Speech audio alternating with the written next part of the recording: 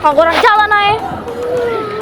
Jangan ditendang, ini tuh bisa jadi bahan bakar kalau kita manfaatkan. Oh bisa? Bisa ya, ikut aku. Aduh.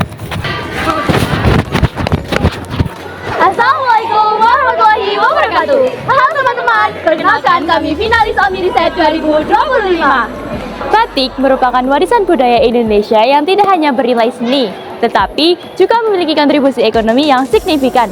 Namun, industri batik di Indonesia menghasilkan sekitar 17.000 ton per tahun, padahal memiliki nilai kalori cukup tinggi yaitu 42 megajoule per kilogram.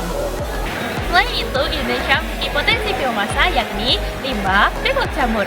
Di Kabupaten Malang saja bisa mencapai 10.000 ton setiap tahunnya.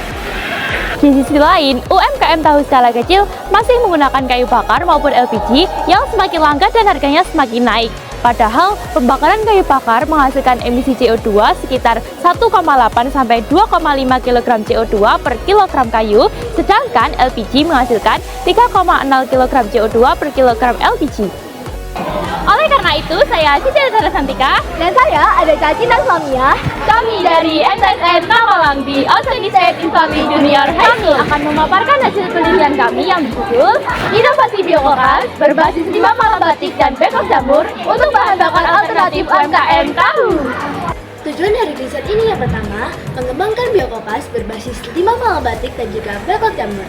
Yang kedua, menguji kualitas biokokas jika dibandingkan dengan LPG dan juga kayu bakar. Lalu yang ketiga, yakni mengetahui manfaat penggunaan biokokas dalam menekan biaya produksi UMKM tahu sekaligus mengurangi pencemaran lingkungan.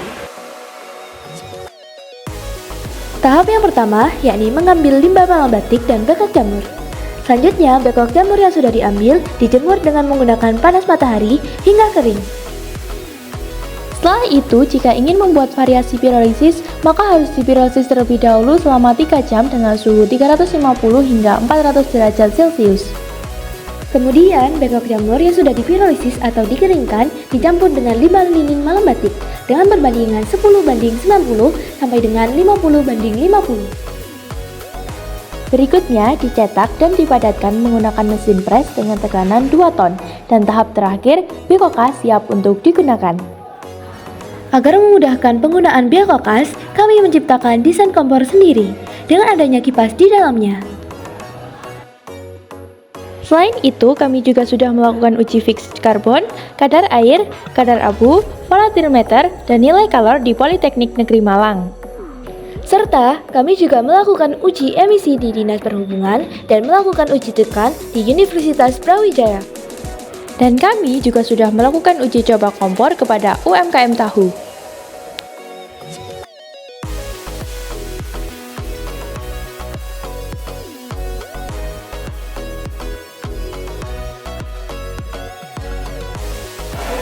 Selain itu, biokokas juga sudah disosialisasikan kepada masyarakat.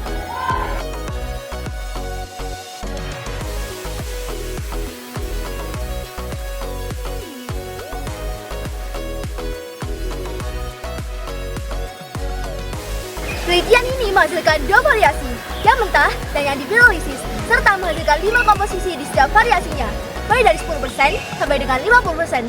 Dan dari hasil uji kualitas biokokas yang dipirolisis mampu menunjukkan peningkatan fraksi malam batik mulai dari 10% sampai dengan 50%. Dan menyebabkan peningkatan nilai kalor mulai dari 20,37 megajoule per kilogram P10 sampai dengan 27,31 megajoule per kilogram P50. Karakteristik Proxima biokokas menunjukkan tren perbaikan seiring dengan peningkatan komposisi malam batik. Kadar abu menurun dari 30,2% menjadi 24,88%. Kadar air sangat rendah, kurang dari 2%, serta kandungan volatilometer meningkat hingga 26,5%. Nilai zat karbon tetap tinggi, yaitu 46 sampai dengan 54%, menandakan efisiensi proses pirolisis dan pembentukan struktur karbon yang stabil. Kekuatan mekanik meningkat drastis dari 1,15 kg menjadi 88,25 kg. Emisi gas buang menunjukkan perbaikan signifikan dengan meningkatnya komposisi malam batik. Emisi CO dan HC menurun hingga 0% pada campuran kurang dari 20%. sedangkan NO tidak terdeteksi. Sedangkan hasil dari uji kualitas biokacang mentah, peningkatan proporsi limbah manufaktur yang memiliki densitas energi tinggi yaitu 42 MJ per kilogram secara proporsional meningkatkan nilai kalor dengan nilai tertinggi dicapai oleh varian mentah 50% yaitu 26,6 MJ per kilogram. Dan semua varian menunjukkan profil emisi yang sangat rendah dalam kondisi bara api.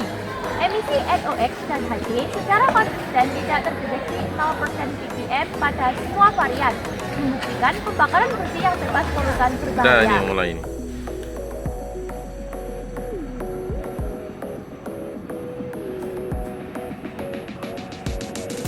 Asapnya itu dengan yang banyak, kok bisa ya mas?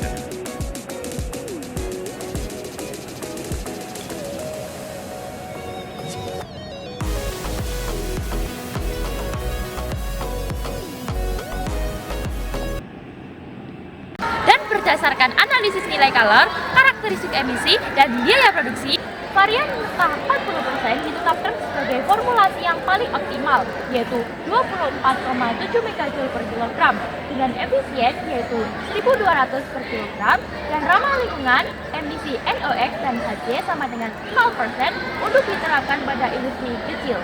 Biomokas dari 5 muncul harapan Dan dari energi alternatif menuju keberlanjutan. Wassalamualaikum warahmatullahi wabarakatuh.